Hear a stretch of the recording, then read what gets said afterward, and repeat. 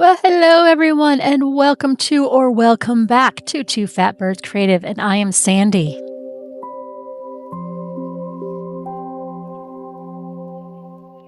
Today, we are doing these two trays. You can see that there's already mica powder in the rectangle tray here. This was from a previous make using eco resin and the mica for texture, and that was left over on the tray after that make was pulled from the tray. So to clean it off, I'm actually just going to pour more resin or pour resin into it, and you can see I'm adding some other mica colors to it. And so we're going to do the chuck it all in mica technique since the mica's already there with the gold. And we're just going to get another red color here, and we're going to add some of that in here. And that's what we're going to do with that rectangle tray. And now we're moving on to this oval tray. It's like the beaded oval tray, and I am using all of the, not all of them, but Let's Resin's chrome mica powders. And you can see the first one I had there was red, and that's what I've just put down. And we're going to use this kind of a Roy G. Biv kind of style, rainbow kind of style, using these chrome powders. Now, if you know the chrome powders, you know there's not really a yellow or an orange. So instead of those, I'm using, I'm also adding the pink hollow into it, but I'm also going to use, instead of yellow, I'm using gold. And instead of orange, I'm doing bronze and copper. And so I'll stop talking now, and you'll see as I lay each of these colors down. And while I said using resin, I'm actually using polyurethane resin for this, not regular resin. So I'm just testing out, seeing again how this mica chuck it all in technique works with polyurethane resin.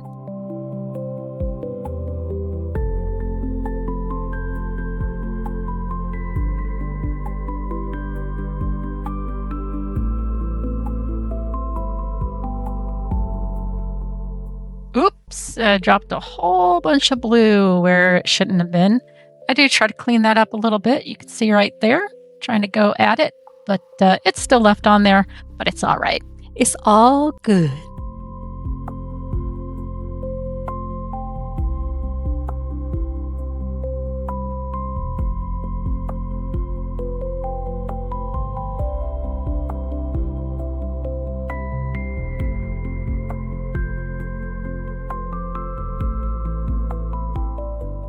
All right, let us get our polyurethane. This is Bondcrafter polyurethane. They so kindly sent this to me, and I just been having some fun playing with it, with these kind of the mica chuck it all in technique, and just kind of getting some things just made quickly. I'm making a lot of this here. I am making, how much did I make? I think somewhere between 8 and 12 ounces, I believe is what I did. So, yeah, so it is 1-to-1. So 1 part of part B, 1 part of part A. I am wanting them to be a white background, so I am not trying to color this at all. So we will just add in the part A now, and then we're gonna give it a good stir. Now this polyurethane does have a 10-minute 10-minute curing time. And I stir it for somewhere between 30 seconds to a minute. Make sure I scrape down the sides and get the bottom as well. And then I actually feel the side of the cup. So as soon as I can feel it kind of getting real warm, not real warm, but getting warm, that is when I will pour it. And warm and it looks clear and streak free, that is when I will pour it. Again, it's somewhere between 30 seconds to a minute.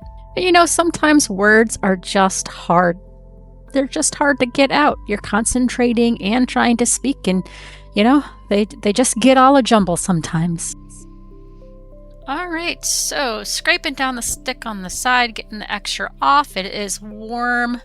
I saw some streaks in there, so I'm giving it a little stir up again, making sure it is all streak free. And then there was just something in there that I'm trying to get out.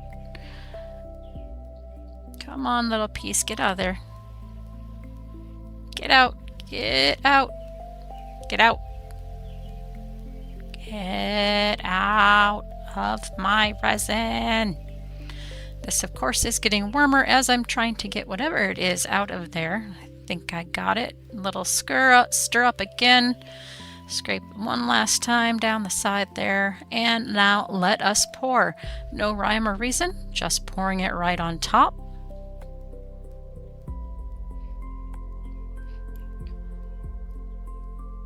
And this one I decided to spray with the alcohol first because I did not do that in the other one. And just pour it on. I probably should not have done the alcohol spray on this one. And you'll see why when it comes time to demold. But I have a little extra room I can put in here.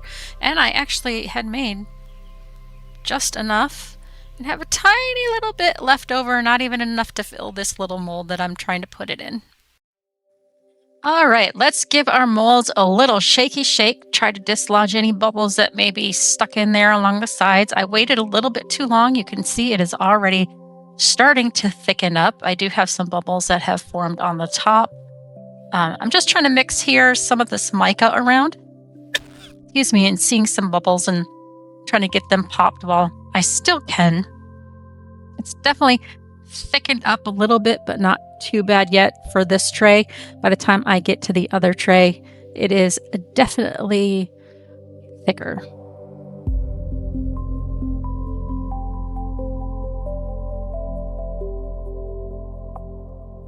And what I'm also doing is trying to disperse some of that alcohol that may have collected along the edges as well.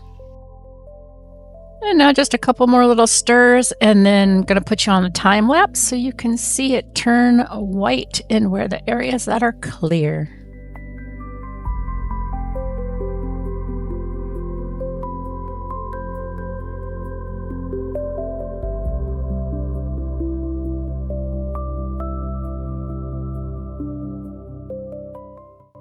And you can see it turned white pretty quickly. That was only about 2 minutes since before even I fast forward it.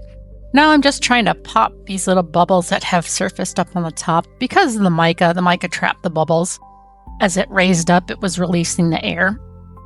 It's not a huge deal on the back side, but I just wanted to try to get them a little flatter. And in that back corner for the purple, you can see where I was just squishing it along the side, where I'm taking my stick to, that is not cured up. That is still pretty grossly sticky weird. So I'm just trying to get a little bit off of there. That happened, I think, just the chemistry with the polyurethane and alcohol with the resin leaves that there. I've had it happen before. So just going around and just trying to take some of that off. It is sticky. But it never fully sets and gets hard like the rest of the piece does. So I let it sit here a little while longer, just making sure it's all ready before I demold, and that's what you'll see next. All right, it is demold time, and we will start with the rectangle first. And as I said earlier, this is from a previous project. The gold mica was left over on the mold from the Eco Pour. And in just a second, I'll actually show you that previous project as well. But so as we demold here, look, so most of all that mica has come off, and this is what we are left with. And I really enjoy how this looks. I love how that red looks like it's splattered on there and mixed with the gold. And here now is the previous project. And here's where our project picks up. Now, what you don't see, I do end up adding some temporary tattoos on here. You put them on your piece exactly as you put them on your skin, lay it down, cover it with a wet cloth until it releases, and then slide it and pull it away. So let's go ahead and unmold our oval tray here. Got that really sticky area along the edges. You can kind of see it there. I did try to kind of clean up as it was curing to get most of it off. Now the back looks really cool, and the front does not look as colorful. Now it did stain, Pinks and purples really tend to stain your molds, and this one was no exception. It did stain the mold. But not to worry, that staining should not affect any next makes. I'm going to go ahead and give it a good clean, but usually it's just staining the mold. It's not going to come off in later resin pieces. And I'm just showing you, if I go over it with a baby wipe, it is not coming off. Now the edges there with the darker purple and some of the other spots, that's going to come off, and that I do have to get cleaned out. But that pink is not coming off. But as we are working on this, I do want to say thank you. Thank you to everybody who's joined me today. Thank you. Thank you to all my subscribers. I greatly appreciate you so much. If you haven't subscribed, think about it. It is absolutely free for you. And thank you for watching videos all the way to the end. YouTube really likes that.